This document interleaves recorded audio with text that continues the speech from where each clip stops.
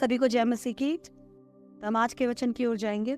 हम निकालेंगे पहला पत्रस 1 अध्याय उसका 18 से लेकर 21 वचन तक। क्योंकि तुम जानते हो कि तुम्हारा निकम्मा चाल चलन जो बाप दादाओं से चला आता है, उससे तुम्हारा छुटकारा चांदी सोने अर्थात नाशवान वस्तुओं के द्वारा नहीं हुआ, पर निर्दोष और निष्कलंक मेमने अर्थात मसीह के बहुमूल्य लहू के द्वारा हुआ। उसका ज्ञान तो जगत की उत्पत्ति के पहले ही से जाना गया था, पर अब इस अंतिम युग में तुम्हारे लिए प्रकट हुआ। उसके द्वारा तुम उस परमेश्वर पर विश्वास करते हो जिसने उसे मरे हुओं में से जिलाया और महिमा दी कि तुम्हारा विश्वास और आशा परमेश्वर पर हो। आइए हम प्रार्थना करें। परमेश्वर पिता, धन्यवाद देते हैं, प्रार्थना करते हैं प्रभु की जब इन वचनों के जरिए प्रभु तू एक बार फिर से हमें हमारी कीमत को प्रभु समझाने सिखाने जा रहा है, तो प्रभु हम जान सके कि स्वर्ग राज्य में मेरा स्थान क्या है प्रभु, और मेरी क्या कीमत है परमेश्वर, ताकि मैं संसार के वैल्यूएशन और आंकने के अनुसार खुद को ना आंकूं प्रभु, बल्कि प्रभु मैं तेरे रीति के अनुसार अपने जीवन को जांच सकूं, परख सकूं। तेरी आत्मा पिता हमारी अगुवाई करे, और जो कुछ हम यहाँ बोलते सीखते समझते हैं सब कुछ प्रभु आपकी अधीनता में हो। यीशु मसीह के नाम में मांगते हैं, आमीन। पत्रस कहता है कि क्योंकि तुम जानते हो कि तुम्हारा निकम्मा चाल चलन जो बाप दादों से चला आता है, उससे तुम्हारा छुटकारा चांदी सोने और नाशवान वस्तुओं के द्वारा नहीं हुआ। क्योंकि हम भी कल पढ़ रहे थे, क्योंकि परमेश्वर हमसे प्यार करता है, क्योंकि परमेश्वर ने हमारे लिए मिरास रखी है, तो हमारे लिए बहुत जरूरी है कि अगर हम उसकी कीमत जानते हैं तो हम खुद के दिमाग की कमर को कस ले, फालतू चीजों को अपने दिमाग में ना आने दे, अपने पुराने चाल चलन में ना जाए, और जैसा परमेश्वर पवित्र है वैसे ही हम अपने हर एक चाल चलन में पवित्र होते जाएं। हम पवित्र होते जाएं, क्योंकि हमें पवित्र, उसके बाद शुरू होता है 18 वचन, क्योंकि हमें पवित्र बनाने के लिए परमेश्वर ने कीमत अदा की है। परमेश्वर ने कीमत अदा की। हमारा छुटकारा हमारे बाप दादाओं की निकम्मी रीतियों पे वचन बताता है, और सोने चांदी रुपए पैसों पे नहीं हुई। अब समझ सकते हैं, संसार दो चीजें होती है, इसमें दो चीजें ये वचन बता रहा है। एक संसार का चीजों को तौलने का तरीका, और एक खुदा का, परमेश्वर का चीजों को तौलने का तरीका। संसार जब वैल्यू करता है किसी भी चीज की, तो वो उसकी पैसों में कीमत देखता है। तुम्हारे पास पैसा कितना है, समाज में तुम्हारा स्टेटस कैसा है, कितने सक्सेसफुल हो, क्या कितने सफल हो आप, कितने इंटेलिजेंट, कितने बुद्धिमान हो आप बुद्धिमान हो, आप स्मार्ट हो, आप सुंदर दिखते हो, एक्सक्लूसिवली हैंडसम दिखते हो, आपका सामाजिक स्तर बहुत अच्छा, आपकी पहुंच, बातचीत है। हमारे बच्चे लोग, कुछ बच्चे बोलते हैं हमारी तो बातचीत है, आपकी बातचीत बहुत अच्छी है, तो संसार सोचता है आप कुछ ऊंचे हो। संसार देखता है आप कितने स्वीकार किए गए हो, आप लोगों के बीच कितने एक्सेप्टेड हो। जबकि अगर परमेश्वर के आंकने का तरीका देखा जाए तो परमेश्वर हमें ऐसे नहीं आंकता। प्रभु देखता है कि हम कितने तिरस्कृत हैं, हम कितने टूटे हुए हैं, हम कितना तड़प रहे हैं, हम कितना उसका इंतजार कर रहे हैं, हम कितने कुचले हुए हैं, कितने दबे हुए हैं। क्योंकि सांसारिक रूप से बड़े पैसे वाले समृद्ध लोगों की जरूरत संसार को है। प्रभु ऐसे लोगों जो अपने आप को समृद्ध समझते हैं या अपनी कीमत यहाँ समझ रहे हैं, उन लोगों की जरूरत, उन लोगों की वैल्यू ना, उनको प्रभु की वैल्यू है, क्योंकि वो प्रभु को जानेंगे ही नहीं, और प्रभु भी इस कारण उनके लिए कुछ नहीं कर पाता। प्रभु का जांचना अलग होता है, प्रभु की परख अलग है। हमारे संसारिक सोने चांदी रुपए पैसे ने हमें नहीं बचाया। पतरस यहाँ पर कह रहे हैं हमें बचाने वाला परमेश्वर है, हमें छुड़ाने वाला परमेश्वर। और उसने संसार में हमारी वैल्यू देखकर, वाह ये तो बहुत अच्छा गाती है, वाह ये तो बहुत फेमस है, अब एक काम करूंगा, इसे मैं अपनी टीम में मिला दूंगा। प्रभु कोई नेता नहीं है, नेता लोग देखते हैं। मुझे याद है शुरुआत में यहाँ पर जब मैं आई थी रहने के लिए तो बहुत सारे लोगों के बीच उठना बैठना था, बहुत सारे लीगल प्रोफेशन से हूँ तो बहुत सारे वकील आते जाते थे, हाई कोर्ट, सुप्रीम कोर्ट और नॉर्मल डिस्ट्रिक्ट कोर्ट में मेरे जो मित्र लोग प्रैक्टिस करते हैं आते जाते थे। बहुत सारे लोगों का यहाँ आना जाना देख कई बार भीड़ है। 1-2 बार हमने सोशल मोबिलाइजेशन का प्रोग्राम किया, मसीह उत्सव नाम से प्रोग्राम किया शुरुआत के दिनों में। हजारों हजार की भीड़ यहाँ इकट्ठा होती थी। यहाँ लोगों की नजर पड़ी तो यहाँ पे जो नई नई पार्टीज, पॉलिटिकल पार्टीज फॉर्म हुई, मेरे व्हाट्सएप पे इनविटेशन आया कि आप आकर हमारी पार्टी ज्वाइन कर लीजिए। और जब वो, मैं नॉर्मली पॉलिटिक्स से बहुत दूर रहती हूँ क्योंकि यहाँ पे हमें घर नहीं बनाना, हमारा घर स्वर्ग में है। तो ऐसे चक्करों से जो हमें जकड़ सकते हैं, दूर रहना हमारे लिए बहुत जरूरी है, बहुत जरूरी। क्योंकि वहां अगर हम गए तो हम प्रभु की नींव को वहां डाल नहीं सकते, बहुत मुश्किल है। क्योंकि उनका जो ग्रुप है, उनकी जो पार्टी है, हमें पार्टी की नींव पे चलना होगा। मेरी नींव तो मसीह है, उनकी नींव कुछ और है। अंधेरा और उजाला मिक्स नहीं हो सकते, तो we have to be very careful. हम यहाँ किसी पॉलिटिकल पार्टी के लीडर बनने नहीं आए, हम यहाँ लैडर बनने आए हैं, सीढ़ी बनने आए हैं बहुत सारे अंधेरे के लोगों के लिए। वो हमें समझना बहुत जरूरी है। तो एक नेताजी एक बार यहाँ आए और आते हुए मुझसे बोल रहे थे कि हमने सुना है हजारों लोग आपके यहाँ आते हैं, आप हमारी पार्टी क्यों नहीं ज्वाइन कर लेते। मैं इनकी शक्ल देख रही थी, मैं बोल रही थी अगर मेरे यहाँ एक भी जन ना आए तो क्या मैं आपकी पार्टी के योग्य नहीं हूँ। लोग हमारी योग्यता हमारे कॉन्टैक्ट्स, हमारे टैलेंट, हमारे पैसों पे डिसाइड करते हैं। प्रभु हमारी योग्यता इन सब बातों पे डिसाइड नहीं करता। प्रभु देखता है मेरी बच्ची कितनी तिरस्कृत है, कितनी टूटी हुई है, कोई इसे पूछ नहीं रहा, कितनी अकेली है, कितनी बिखरी हुई है, कितना बिखरा हुआ है। तब प्रभु हमें उठाने का प्लान करता है। प्रभु का छुटकारे का प्लान संसार के छुटकारे के प्लान से एकदम अलग है। और यही बात पतरस मुझे और आपको सिखाना चाहता है कि हम बहुत बड़े ना बन जाए। हम ये ना सोचे कि हम प्रभु के लिए सताए जा रहे हैं, हम प्रभु की सेवा कर रहे हैं। बिल्कुल नहीं। ये जो थोड़ा मोड़ा हम सह रहे हैं उसके लिए बहुत बड़ी कीमत आज पतरस हमें बताना चाहता है। उसके लिए बहुत बड़ी कीमत परमेश्वर ने मेरे और आपके लिए तय की है। एक बार एक एडवर्टीजमेंट की मैं चर्चा सुन रही थी किसी के मुंह से। एक एडवर्टीजमेंट था और उस वो प्रचार था, एडवर्टीजमेंट किसी प्रॉपर्टी डीलर ने कर रखा था और वो प्रचार था हम केवल बदसूरत घरों को खरीदते हैं, बदसूरत घरों को खरीदते हैं। क्यों?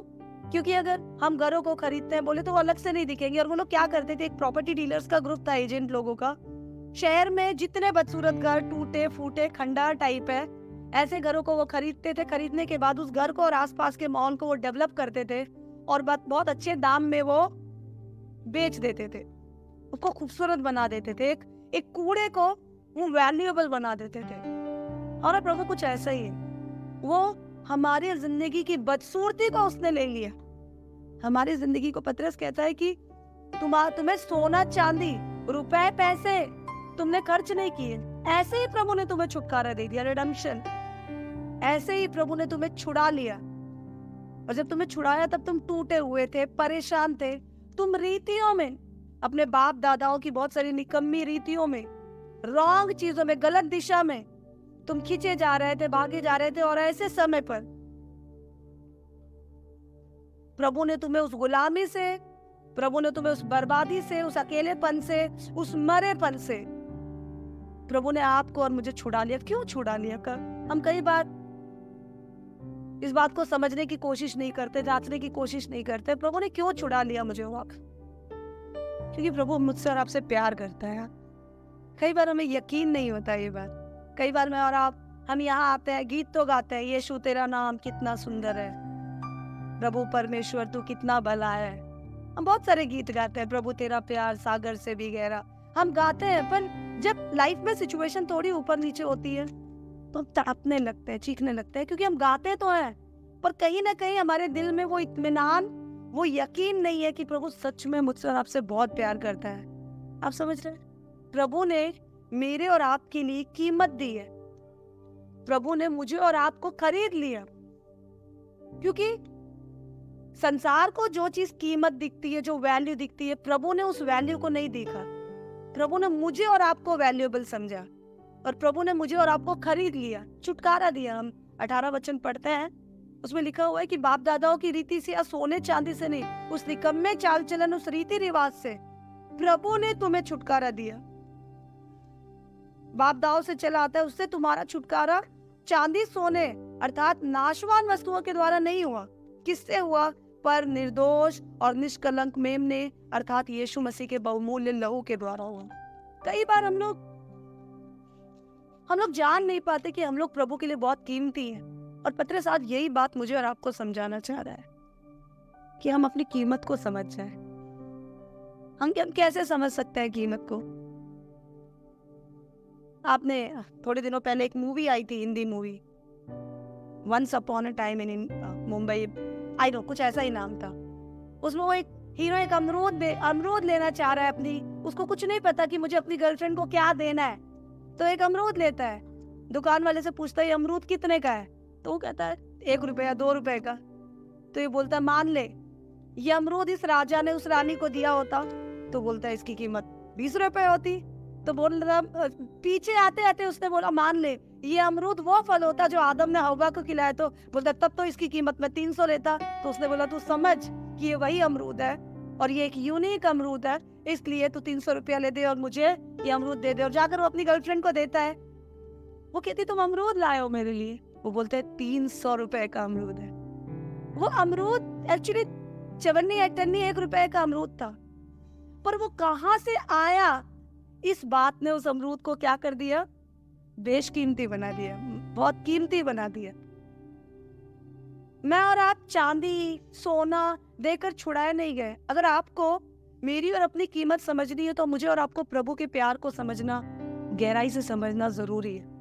हमें उसने कैसे छुड़ाया, क्या कीमत उसने मेरे और आपके लिए अदा की। और 19 वचन साफ साफ बताता है, बल्कि मेमने के निर्दोष और निष्कलंक लहू से परमेश्वर ने आपको और मुझे छुड़ाया। मुझसे और आपसे बहुत प्यार करता है। आधी दुनिया इसीलिए बर्बाद और मरी जा रही है क्योंकि उनको लगता है कि उनसे कोई प्यार ही नहीं करता। ये गुड न्यूज मेरे और आपके लिए है कि प्रभु मुझसे और आपसे बहुत प्यार करता है और इसके लिए उसने कीमत अदा की है। आपको पता है बहुत सारी चीजों की वैल्यू हमें कीमत से पता चलती है। यहाँ पर कुछ बच्चे एक पत्थर को लेकर खेल रहे होंगे, हम भी उसको यहाँ फेंकेंगे वहां फेंकेंगे, लेकिन अचानक से आपको कोई आकर बोल दे अरे ये पत्थर नहीं है कोहिनूर है, आप उसको यहाँ से बटोरना शुरू करेंगे और रखेंगे। थोड़ी देर पहले वो पत्थर था, लेकिन जैसे ही आपको उसकी कीमत पता चलती है कि ये दुनिया का सबसे बेशकीमती पत्थर कोहिनूर है, तब आप उसे बचाने संभालने लग जाएंगे। नाम बदलते ही कीमत और वैल्यू क्या होती है उसकी बदल जाती। प्रभु ने आपके और मेरे लिए एक बहुत बड़ी कीमत चुकाई। मैं आज जब कीमत के बारे में पढ़ रही थी, अभी मैं गूगल कर रही थी थोड़ी देर पहले अपने कमरे में बैठ के, और मैं देख रही थी कि इस दुनिया में सबसे महंगी चीजें क्या है। मतलब मैं सोच रही थी कि प्रभु बार बार हमारी कीमत के लिए बोलता है और ये वचन बता रहा है 18 वचन, सोने या चांदी से प्रभु ने तुम्हें नहीं खरीदा बल्कि मेमने के निष्कलंक लहू से खरीदा। तो मैं देख रही थी चलो इंसान की नजरों में सबसे कीमती चीज क्या है। तो मैं आज गूगल करते हुए कुछ आइटम्स के नाम मैं लिख रही थी। मैं सोची थी मैं आपसे जरूर बताऊंगी। मैं देख रही थी एक जहाज है, एक यार्ड कहते हैं आई थिंक उसे, एक जहाज है। उस जहाज की कीमत मैं सुबह देख रही थी, सबसे कीमती चीज इस दुनिया में 4.5 बिलियन डॉलर, मतलब 32,670 करोड़ रुपए के 32,000 करोड़ 33,000 करोड़ रुपए की केवल एक जहाज, इस दुनिया की सबसे कीमती चीज। फिर मैं देख रही थी जो मुकेश अंबानी का घर है मुंबई में, उसकी कीमत 7,260 करोड़, सबके बस की बात नहीं है, 1 बिलियन डॉलर। फिर मैं देख रही थी एक फरारी गाड़ी है 1965 की, उसकी कीमत है करीब 380 करोड़। और एक पेंटिंग है, पेंटिंग छोटी सी कार्ड प्लेयर्स पेंटिंग उसे कहते हैं, मैं उसकी कीमत देख रही थी 1820 करोड़ के आसपास। एक पियानो है कांच का बना हुआ 23 करोड़। एक छोटा सा बेड है जो चुंबक का बना हुआ है जो हवा में घूमता है, उस बेड की कीमत है 11 करोड़। एक एक घर है किसी का, उसकी कीमत है 3,600 करोड़। मैं ऐसी ऐसी बहुत सारी चीजें देख रही थी और मेरे दिमाग में आ रहा था, ओह गॉड, 32,000 33,000 का करोड़ का घर बना के लोग मर जाते हैं और वो घर कोई खरीद ही नहीं सकता। संसार की कीमत, अगर आज मुझे और आपको कोई कहता है कि मैं घर तुम्हें फ्री में दे दूंगा, तो हम सोचेंगे वाह। अगर मेरे पास एक 32,000 करोड़ का घर है और उस 32,000 करोड़ के घर को मैं देती हूँ आपको और मैं कहती हूँ आपके पास ये जो किताब रखी है मुझे दे दो, मैं ये 32,000 का करोड़ का घर आपको दे रही हूँ, तो आपके दिमाग में क्या समझ आता है? आप एक नॉर्मल इंसान है तो आपको समझ आएगा कि मेरे हाथ में जो किताब है ये 32,000 करोड़ से भी ज्यादा की है। आप समझ रहे हैं इस बात को? जो किताब मेरे हाथ में है वो 32,000 करोड़ से ज्यादा की है, इसलिए ये बहन इस किताब को पाने के लिए इस दुनिया की सबसे महंगी चीज मुझे देने के लिए तैयार है। परमेश्वर इस वचन के जरिए, 2 वचनों के जरिए, 18-19 वचन के जरिए मुझे और आपको हमारी कीमत बताना चाह रहा है कि तुम चांदी सोने से नहीं खरीदेंगे। तुम अपने आप को बहुत हल्का मत आंको। तुम उस मेमने के, निर्दोष मेमने के निष्कलंक लहू से खरीदे गए और वो निष्कलंक लहू परमेश्वर के बेटे का था। और वो लहू क्यों बहा? वो लहू इसलिए बहाया गया कि मैं पापी, मैं तिरस्कृत, मैं दुनिया से त्यागी हुई, मैं टूटी हुई, मैं बर्बाद प्रभु की हो जाऊं, ये बर्बाद घर प्रभु का हो जाए, इसको खरीदने के लिए उसने उस निर्दोष लहू को बहा दिया। प्रभु मुझे और आपको बताना चाहता है, you are more valuable than my son. तुम मेरे लिए मेरे बेटे के खून से भी ज्यादा कीमती हो। कई बार हम लोग इस बात की गहराई को समझ नहीं पाते। निर्दोष मेमना प्रभु ने आपको और मुझे सेत मेत में दे दी। प्रभु के दास को मैंने कहते हुए सुना था, उद्धार फ्री में मिला है, मुफ्त में मिला है, पर उद्धार सस्ता नहीं है। Salvation is free, but it is not cheap. कई बार हम लोग रोजमर्रा की जिंदगी में चलते चलते, पतरस मुझे और आपको याद दिलाना चाहता है, रोजमर्रा की जिंदगी में चलते चलते हम इसको हल्के में ना लें। हम चौड़े ना हो कि मैं इस खानदान से हूं, हम चौड़े ना हो कि जब मैं प्रभु में आया मेरे पास इतनी प्रॉपर्टी थी, इतना सोना था। हम चौड़े ना हो कि बड़े रीति रिवाज को मैं जानता था।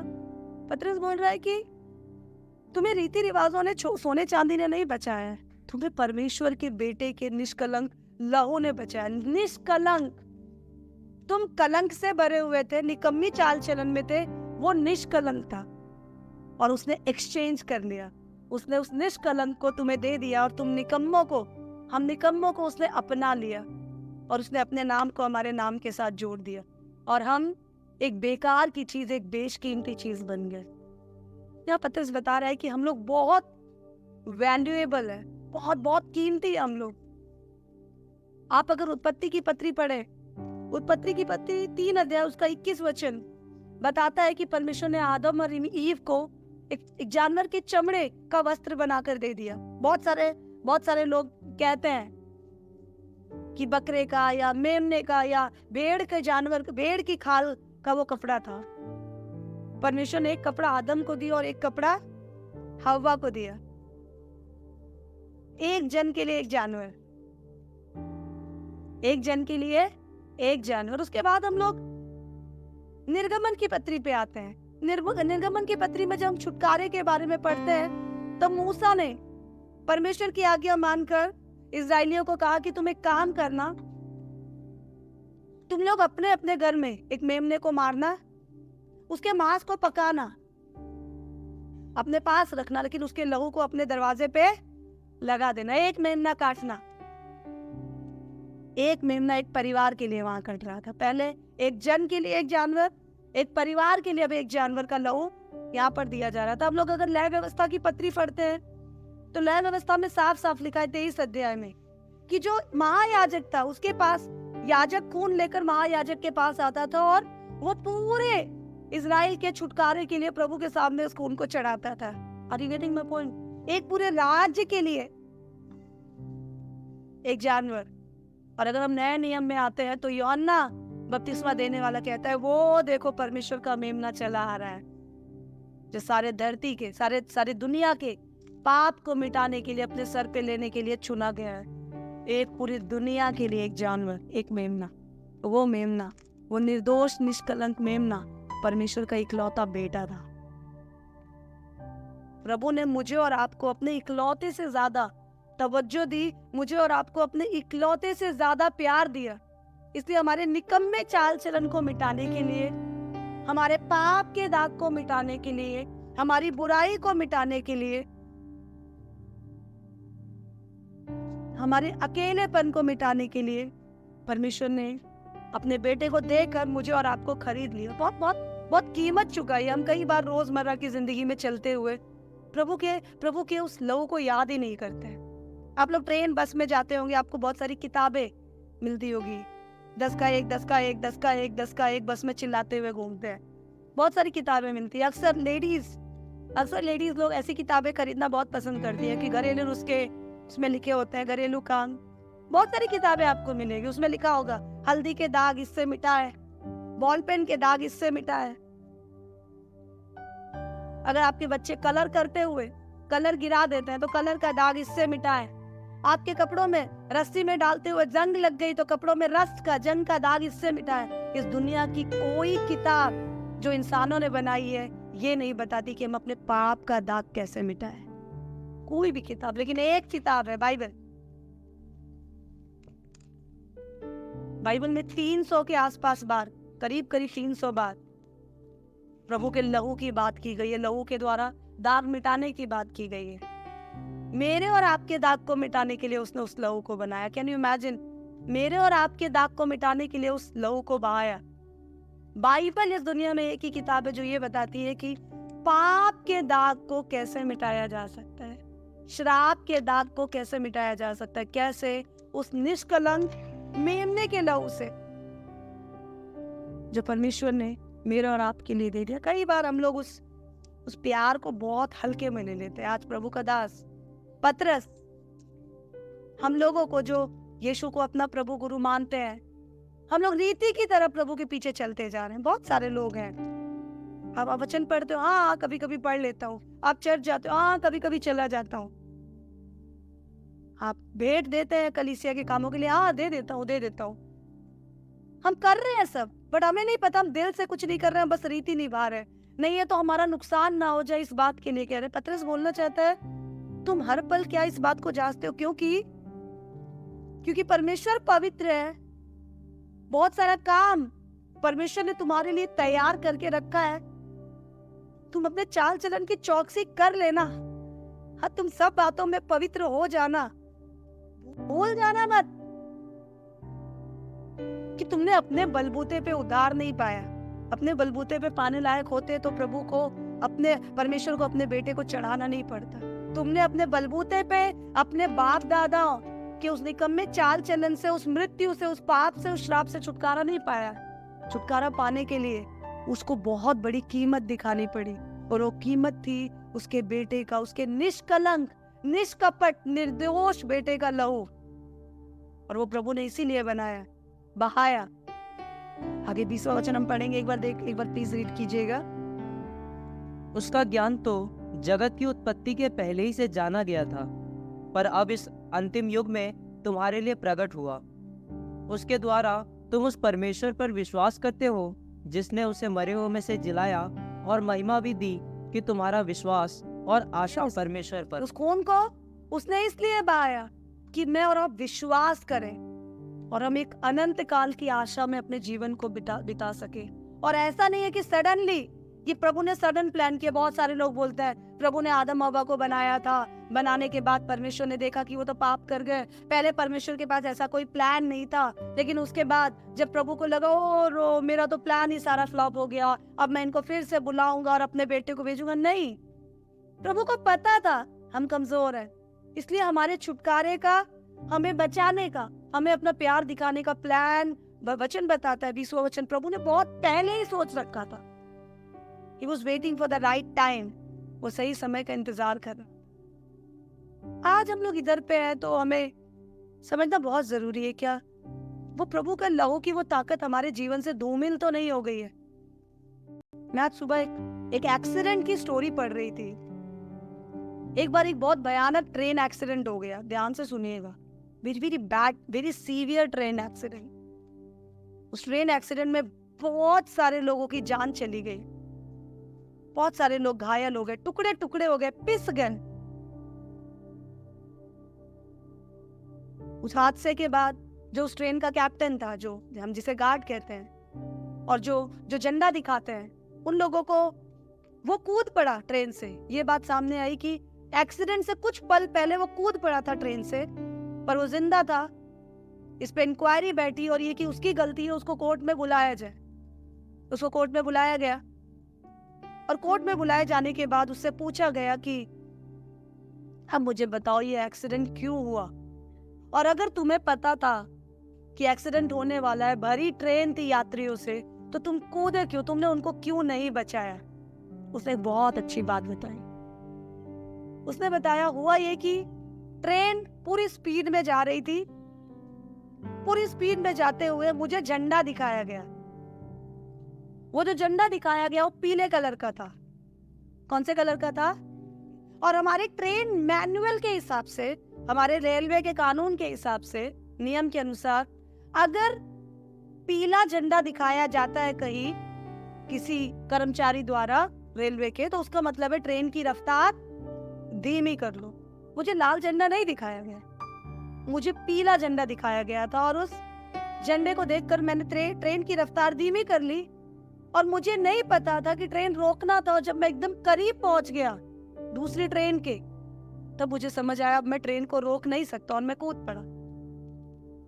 तब बुलाया गया उस जन को जिसने उस झंडे को दिखाया था। जो गार्ड्स होते हैं फाटक वगैरह के पास, आप देखिए वो झंडा दिखाते हैं इस तरह से, उसे बुलाया गया और उसे बोला गया कि तुमने देखा था कि आगे दूसरी ट्रेन है, तुमने देखा था कि इस ट्रेन की स्पीड बहुत ज्यादा है, तुम्हें पता था कि अगर इस तरह की क्रॉसिंग होती है तो एक ट्रेन को रोकना पड़ता है, ये आने वाली ट्रेन को रोकना था, तुमने इसे गलत झंडा क्यों दिखाया?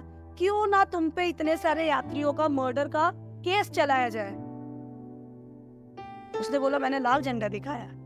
अब कोर्ट पूरा अड़बड़ा गया कि ये कह रहा है पीला झंडा दिखाया गया, और ये कहता है कि मैंने तो लाल झंडा दिखाया था। उसके बाद एग्जिबिट मतलब जो सबूत होते हैं वो रूम में रखे हुए होते हैं, रूम से सबूत मंगवाया गया और दिखाया गया, तो एक झंडा एग्जिबिट ए में निकला, उसमें वो पीले रंग का झंडा था। सारा कोर्ट शॉक, ये झंडे में पीलापन है, ये कह रहा है ये झंडा लाल था। हुआ क्या बाद में पता चला, वो धूप में खड़े होकर वो झंडा रेगुलर दिखाता था। सूरज की रोशनी लगते उस लाल झंडे का कलर फेडेड होते होते पीले जैसा हो गया था, और थोड़े डिम रोशनी में वो लाल नहीं, वो बिल्कुल पीला दिखाई देता था ट्रेन की रोशनी में। इस कंफ्यूजन के कारण इसने अपने झंडे के रंग को गाढ़ा लाल किया नहीं, और जो रखा था उसी झंडे को फहरा दिया। जो झंडा बहुत लोगों की जान बचा सकता था, आज वही झंडा बहुत लोगों की जान लेने का कारण बन गया। The meaning there was, इसका मतलब ये है, हम यीशु के उस गाढ़े लहू के झंडे को, यीशु के छुटकारे के उस खून को, प्रभु की उस कीमत को जो प्रभु ने मेरे और आपके लिए दिया है, हम उसकी गहराई को, उसके गाढ़ेपन को भूल गए। हम अपना ही रंग दिखाए हुए फिर रहे हैं। बहुत सारी कलीसियाओं में आप जाइए तो बहुत सारे पंथ बन गए, वो लोग फैंसी गाने गाते हैं, फैंसी गाने। वो लोग प्रभु के लहू की बात ही नहीं करते। मुझे लगता है हम भी आपस में बैठकर बहुत कम बार चर्चा करते हैं। हमारी बच्ची को थोड़ी सी चोट लग जाए, उसकी उंगली से थोड़ा खून निकल जाए, हम तड़प पड़ते हैं। क्या आप समझ सकते हैं? हमारे बच्चे, मैं देख रही थी ऊपर कुछ बच्चियां सिलाई कर रही थी। हमारा छोटा सा डैनियल मशीन के पास जाता, वैसे ही लोग भाग कर आते, उसको खींच लेते कि कहीं उसका हाथ सुई के नीचे ना आ जाए, उसे चोट ना लग जाए। हम किचन में काम कर रहे होते हैं तो काम करते वक्त हम पूरा ख्याल रखते हैं कि हमारे बच्चे के हाथ में छुरी ना लग जाए, चाकू ना लग जाए, कहीं उसके हाथ से खून ना निकल जाए। या कभी सिलाई बिनाई करते वक्त या कुछ शार्प कामों को करते वक्त, कुछ कटिंग वगैरह करते वक्त घर में, या बिजली के कामों को अगर हमारे हाथ में, या नेल कटर से नेल काटते वक्त हमारे हाथ में अगर थोड़ी सी चमड़ी कट जाए और ब्लड आने लगता है, तो आप में से बहुतों ने एक्सपीरियंस किया होगा कि ब्लड देखकर अच्छे अच्छे लोग डर जाते हैं। अभी कुछ दिनों पहले, महीने भर पहले मेरे बड़े भाई के बेटे का एक्सीडेंट हो गया।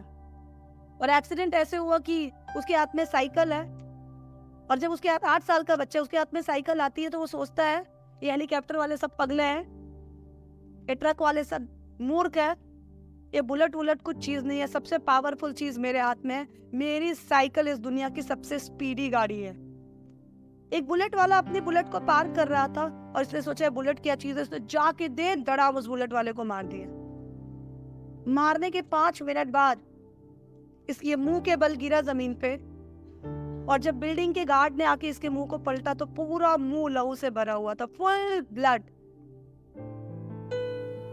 ऊपर फ्लोर पे कॉल गई, इंटरकॉम से मेरी भाभी को बुलाया गया, और बुलाकर जब उन्होंने देखा, उनको ये होश नहीं था कि वो अपने बच्चे को अस्पताल ले जाए। अपने बच्चे को ब्लड में देखना अच्छे से अच्छे इंसान को डरा देता है, थोड़े से ब्लड में देखना। प्रभु ने अपने बेटे के कतरे कतरे ब्लड को देखा, उसने सहा वो दर्द, उसने वो तकलीफ उठाई ताकि आप और मैं खरीदे जा सके, ताकि आप और मैं छुटकारा पा सके। आज कलीसिया को ये बात समझने की बहुत जरूरत है। क्या मैं और आप उसके ब्लड को देख रहे हैं? नहीं, वो ये फ्लारी फ्लारी बातें करते हैं, मीठी मीठी बातें करते हैं, हम हंसने की, बोलने की, मस्तियों की बातें करते हैं हम। आप कैसे हो? हमारे बीच में मसीह के लहू की चर्चा नहीं होती, उस निर्दोष मेमने की चर्चा नहीं होती जिसको परमेश्वर ने इसलिए दिया।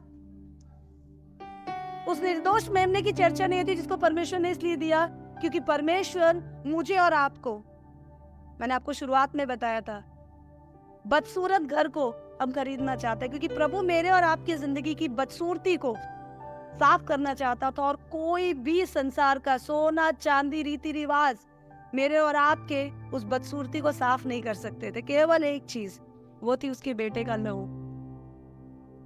उसके लहू के द्वारा हमें आशा है, उसके लहू के द्वारा हमें छुटकारा है। एक निर्दोष का लहू पूरे संसार के छुटकारे के लिए बहाया गया। क्या मैं और आप उस लहू की कीमत को जानते हैं आज? क्या मैं और आप अपनी कीमत को समझते हैं? हम आसानी से कह देते हैं मेरे लिए मर जाना अच्छा होता।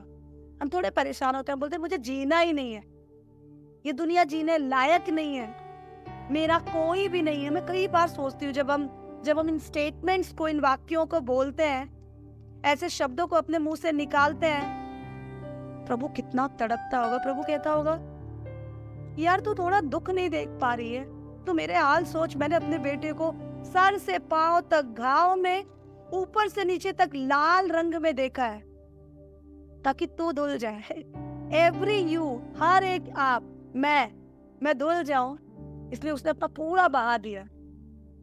पतरस यह कह रहे हैं कि तुम्हारे बाप दादाओं के कामों से, उन पापों से, उन श्रापों से जो तुमने किया और जो उन्होंने किया, उससे तुम्हें सोना चांदी और रीति रिवाजों ने नहीं बचाया, उससे तुम्हें बचाया है पिता के प्रेम ने, जिसे दिखाने के लिए।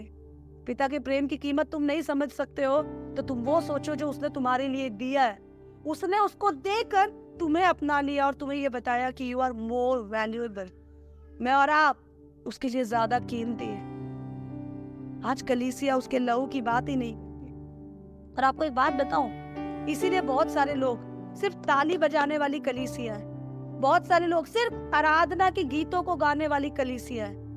आज बहुत सारे लोग आराधक कम, बैंड वाले और ऑर्केस्ट्रा वाले ज्यादा हो गए, क्योंकि उसके लहू पे, उसके छुटकारे पर, उसके उद्धार पे हमने मनन करना बंद कर दिया है। और इसीलिए हमारा वो लाल झंडा जो बहुतों की जान बचा सकता था, वो फीका पड़ गया और वो बहुतों को बर्बाद कर रहा है। आज की सुबह प्रभु आपको और मुझे ये बात बताना चाहता है कि हम प्रभु के उस छुटकारे को समझे। मेरे और आपके लिए उसने प्री प्लान किया था, एडवांस में प्लान किया था, क्योंकि वो आज के दिन को आपको और मुझे देख रहा था। हम अपनी कीमत को समझे। मुझे बहुत अच्छा लगता है, मैं खुद को अकेले में होती हूँ या मुझे कोई भी थॉट्स डिस्टर्ब कर रहे हैं, मुझे ऐसा लगता है नहीं नहीं वो मुझसे प्यार नहीं करता या वो मेरी वैल्यू नहीं करता, तो मैं खुद को याद दिलाती हूँ, नहीं, आई एम हिज प्रिंसेस, मैं उसकी राजकुमारी हूँ। मेरा पिता राजा है और मैं उसकी राजकुमारी हूँ, और जब मैं उसकी राजकुमारी हूँ तो वो ख्याल रखेगा। बस इस पल को मैं अपने ऊपर हावी नहीं होने दूंगी। I am training my self, मैं खुद को ट्रेंड कर रही हूँ। मेरा पिता राजा है और मैं उसकी राजकुमारी हूँ, मैं उसकी राजकुमारी हूँ। ये कन्विक्शन, ये बात मेरे मन में बसी कैसे? अगर मैं उसकी राजकुमारी नहीं होती, अगर मैं उसके लिए पराई होती और अगर मेरा कोई नहीं होता, तो वो उस बेशकीमती लहू को मेरे लिए नहीं बहाता। प्रभु आज इस पत्री के जरिए, इस वचन के जरिए मुझे और आपको बताना चाहता है कि हम थोड़ा सा सताव जो झेल रहे हैं प्रभु में रहकर, प्रभु के उस सुसमाचार को स्वीकार करके उस जीवन को पाने के लिए जो तुम थोड़ा सा सताव झेल रहे हैं, इसके पीछे बहुत बड़ी आशीष हमें मिलेगी जिसके हम लायक नहीं थे, जिसे हमने अपने स्टेटस और पैसों से नहीं खरीदा, जो उसने मेरे और आपके लिए सेतवेत में यूं ही दे दिया, ताकि हम उसकी बहुतायत में, उसके प्रेम में, उसके गाढ़े लहू में ढके रहे, ताकि हमारी बदसूरत से जिंदगी उसमें खूबसूरत हो जाए। हमें उसने कुछ करने के लिए नहीं कहा, उसने नहीं बोला तुम खर्च करो, उसने नहीं बोला तुम कमाओ, उसने नहीं बोला तुम बहुत सारी रीतियां निभाओ, उसने एक ही बात बोला, विश्वास करो, विश्वास करो उस छुटकारे में, विश्वास करो उस खून में, विश्वास करो मेरे प्यार में जो मैंने तुम्हें दिखाया है। अगर हमारा विश्वास फीका होता जाएगा तो हम बचाव का नहीं, बर्बादी का झंडा बन जाएंगे। पर अगर हम उस गाढ़े लहू पे फोकस करते रहेंगे, हम जानेंगे कि मेरी कीमत क्या और मेरे लिए क्या कीमत दी गई है, तो हम लोग दूसरों के लिए भरी से भरी, यात्रियों से भरी हुई ट्रेन के लिए हम बचाव का कारण बन जाएंगे। बहुत सारे यात्री इस जीवन की ट्रेन में सफर कर रहे हैं, परेशान है, अंधेरे में, हैरान है। उनके लिए वो लाल गाढ़ा झंडा मैं और आप है। आज प्रभु मुझे और आपको बताना चाहता है, आर यू दैट? कि हम सच में वो करना, हम अभी भी अपने में लगे हुए हैं। मेरी समस्या ही खत्म नहीं होती, मेरी मैं ही खत्म नहीं होती। बहुत बड़ी कीमत देकर प्रभु ने मुझे और आपको खरीदा है, और उसने मुझसे और आपसे कहा है कि हम विश्वास करें। 21 वचन पे हम मसीह पे विश्वास करें और वो आशा जो मेरी और आपके लिए रखी है उसको पाए, उसमें जिए। हमारे लिए बहुत जरूरी है हम उसके रंग को फीका ना होने दें। वो जो कीमत उसने चुकाई, हमने नहीं चुकाई। वो जो खूबसूरती उसने दी, हम नहीं थे। वो जो भरपूरी उसकी हम पर आई, जिसके हम लायक नहीं थे, हम उसकी कद्र करें और प्रभु के करीब आ जाए। आइए हम प्रार्थना। महान सामर्थ्य जीवित दयालु परमेश्वर, किसी रीति रिवाज ने प्रभु, किसी सोने चांदी ने प्रभु, किसी संसार के जुगाड़ ने नहीं प्रभु, तेरे बेटे के लहू ने मुझे छुड़ाया परमेश्वर। और वो इसलिए प्रभु क्योंकि तूने चाहा पिता, क्योंकि तूने प्रभु मेरी कीमत को बढ़ा दिया प्रभु, क्योंकि तूने मुझे बहुमूल्य समझा परमेश्वर। और प्रभु कई बार मैं खुद अपनी कीमत को समझ नहीं पाती प्रभु, और मैं भूल जाती हूँ कि प्रभु तूने क्या दिया है मुझे। आज की सुबह प्रभु अपने लिए और उन तमाम लोगों के लिए मैं दुआ करती हूँ जिनके जीवन में प्रभु वो गाढ़ा लहू का रंग फीका हो गया है परमेश्वर। तो उनसे बातचीत कर प्रभु, ताकि वो तेरे छुटकारे को, उसकी गहराई को, तेरे उस प्यार के प्रमाण को प्रभु अपने जीवन में स्वीकार कर सके, उतार सके प्रभु। एक जन के लिए एक जानवर काफी नहीं था, एक परिवार के लिए एक जानवर काफी नहीं था प्रभु, एक प्रभु संसार के लिए एक जानवर काफी नहीं था प्रभु। कई जानवर मारे जाते तो भी प्रभु शायद मैं ना बचती, लेकिन तूने एक इंसान को, जो पूरा इंसान और पूरा परमेश्वर था प्रभु, अपने इकलौते को दे दिया।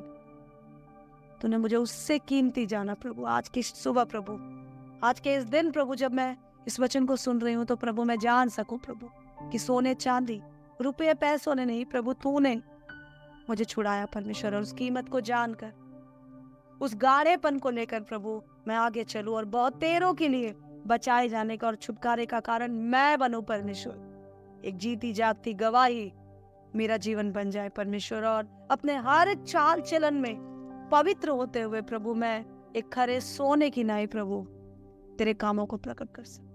और बातों के लिए धन्यवाद देते हैं, मांगते हैं प्रभु इस बात की गहराई को और अपनी कीमत को समझने के लिए प्रभु तू मेरी बुद्धि को खोल, मुझसे बातचीत। यीशु मसीह के नाम में मांगते हैं, आमीन।